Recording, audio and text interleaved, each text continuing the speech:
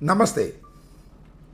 కొడాలి వెంకటేశ్వరరావు గుడివాడ శాసనసభ్యులుగా పనిచేసినటువంటి వ్యక్తి.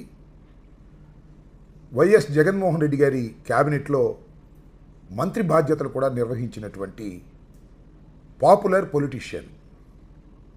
ముందు తెలుగుదేశంలో ఎన్నిక కాబడి తరువాత డాక్టర్ వైఎస్ రాజశేఖర రెడ్డి గారి మరణం తర్వాత జగన్మోహన్ రెడ్డి గారితో ప్రయాణం చేసి వైఎస్ఆర్ కాంగ్రెస్ పార్టీలో కూడా 2 సార్లు విజయం సాధించినటువంటి శాసనసభ్యులు కొడాలి నాని గారు. ఆయన ఈ మధ్యన తీవ్రమైన అస్వస్థతకు గురి కావడంతో ఆయనకి తక్షణమే గుండె చికిత్స చేయవలసినటువంటి పరిస్థితి ఏర్పడటంతో ముంబైలో పాండా దగ్గర శస్త్రచికిత్సను నిర్వహించుకొని సురక్షితంగా హైదరాబాద్ చేరుకొని హైదరాబాదులో విశ్రాంతి తీసుకుంటున్నారు. ఈ సందర్భంలో ఈనాడులో ఒక వార్త, చాలా విచిత్రమైన వార్త, సత్యదూరమైన వార్త, కక్షపూరితమైన వార్త.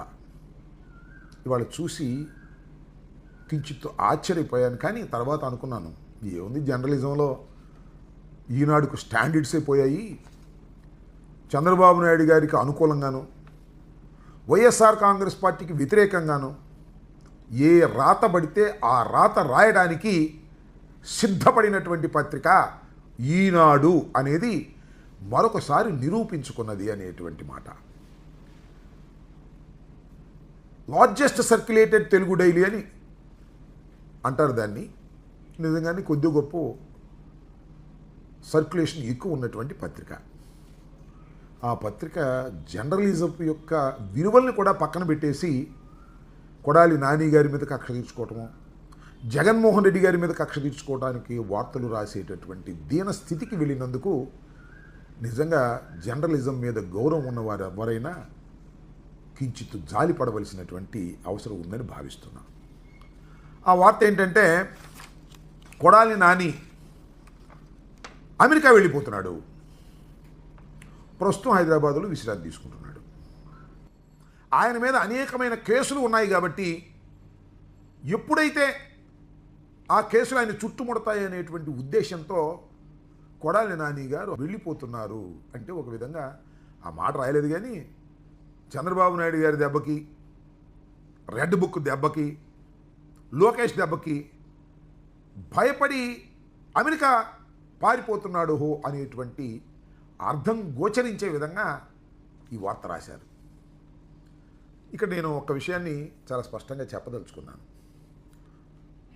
మీరందరూ కూడా తెలుసుకోవాలి. ముఖ్యంగా ఈనాడు కిరణ్ గారు కూడా తెలుసుకోవాలి.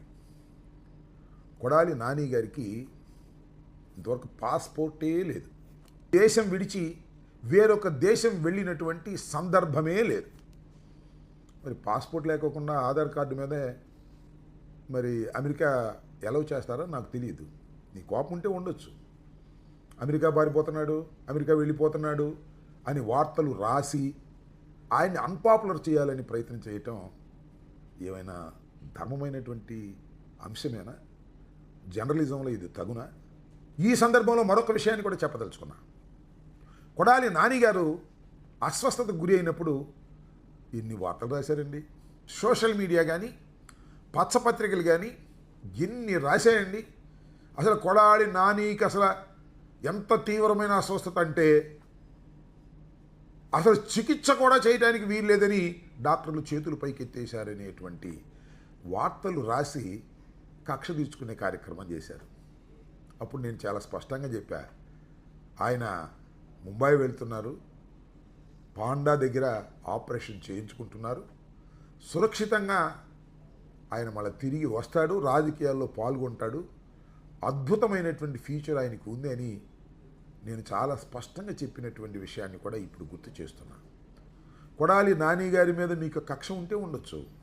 ఎందుకంటే ఆయన మీ సామాజిక వర్గం కాబట్టి, తెలుగుదేశంలో మొదటిగా శాసనసభ్యుడయ్యాడు కాబట్టి, ఇవాళ జగన్మోహన్ రెడ్డి గారికి అండగా ఉంటున్నాడు కాబట్టి మీకు కక్షా కార్పణ్యాలు ఉంటే ఉండవచ్చును. కానీ అసత్యాలను రాస్తారు ఏంటండి బాబు? నాకు అర్థం కాలేదు. మీ జర్నలిజం ఏంటి, మీ వ్యవహారం ఏంటి?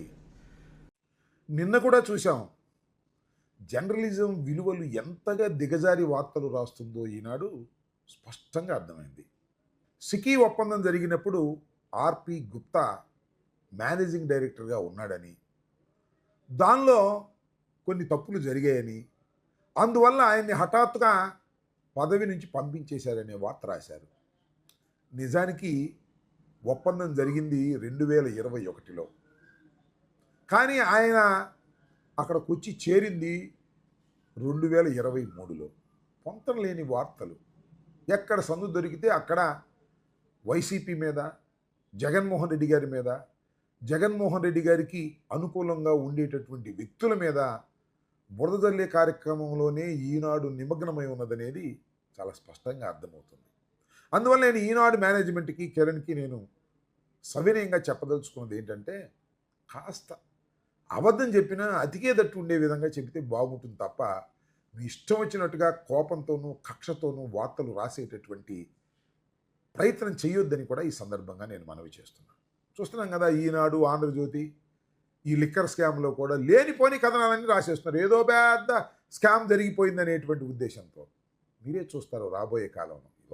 ఇవాళ మీరేదో పవర్‌లో ఉన్నారు కాబట్టి, ఇక్కడ కేంద్రంలోనూ, రాష్ట్రంలోనూ మీరు చేసే అన్నీ కూడా ప్రజలు నమ్ముతున్నారని మీరు భ్రమిస్తున్నారు. కానీ ప్రజలు మీరు చేసే ఈ కేసులు కానీ, అరెస్టులు కానీ చూసి నవ్వుకుంటున్నారు, బాధపడుతున్నారనే విషయాన్ని రాబోయే కాలంలో మీరే తెలుసుకుంటారని కూడా ఈ సందర్భంగా నేను చెప్పదలుచుకున్నాను.